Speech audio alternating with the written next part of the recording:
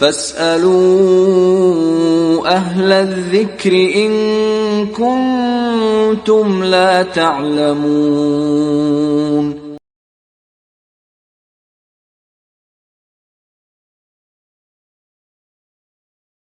اور اس کے بعد دو باتیں اور باقی بچتی ہیں، اسے بھی جلدی جلدی ختم کرنا چاہتا ہوں۔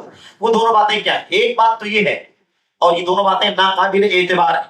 ایک بات اس میں سے یہ ہے کہ بیان کرتے ہیں کہ بیہقی وغیرہ کی روایت کے اندر آتا ہے، بیہقی میں اور ایسی مصنف ابن ابی شیبہ وغیرہ کے اندر روایت آتی ہے، اس میں یہ ہے کہ نبی کریم صلی اللہ علیہ وسلم نے اپنا عقیقہ نبوت کے بعد دوبارہ کیا تھا۔ ایک تو عقیقہ عرب کے رواج کے مطابق آپ کے دادا نے کیا تھا، آپ کا عقیقہ 7ویں دن، جیسے سب لوگ ہر بچے کا ہوتا تھا، اس زمانے میں بھی ہوا تھا، لیکن اس پر اکتفا نہیں کیا اللہ کے نبی نے، بلکہ کیا کیا؟ جب آپ نبی بنا دیے گئے 40 سال کے بعد، تو نبوت کے بعد آپ نے پھر سے عقیقہ کیا۔ تو ٹھیک ہے، اگر یہ ثابت بھی ہو جائے کہ عقیقہ کیا، تو ثابت کیا کرتے ہیں؟ بتانا کیا چاہتے ہیں؟ بتانا یہ چاہتے ہیں کہ اللہ کے نبی علیہ السلام نے اس پہلے والے عقیقے پر اکتفا نہیں کیا، پھر سے عقیقہ کے نبی بننے کے بعد اس سے یہ ثابت کرنا چاہتے ہیں کہ وہ عقیقہ تو ایک عام بچے کا عقیقہ تھا جو دادا نے کیا تھا، لیکن بحیثیت نبی، کیونکہ کسی کو نہیں معلوم تھا کہ نبی بنیں گے، تو ایک بچے کے حساب سے عقیقہ ہوگا۔ اب آپ نے نبی بننے کے بعد جو عقیقہ خود کیا اپنا، تو اسے یہ ثابت کرنے کے لیے کیا کہ میری حیثیت ایک نبی کی ہے، اور میری پیدائش ایک عام بچے کے پیدائش کے طور پر نہیں، بلکہ ایک نبی کے طور پر غور کرو تو دوبارہ عقیقہ کرنا چاہیے۔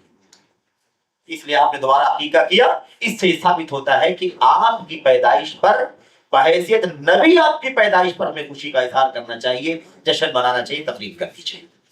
یہ ہے استدلال۔ یہ کیا ہے؟ استدلال، دلیل ثابت کرنا۔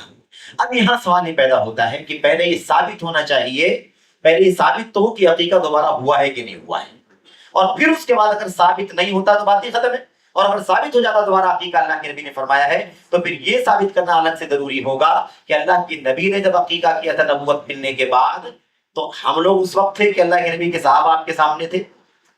صحابہ، تابعین، نسل در نسل، تابعین تک وہ بات آئی، تابعین سے تبع تابعین، اس کے بعد یہاں تک ہم تک پہنچی۔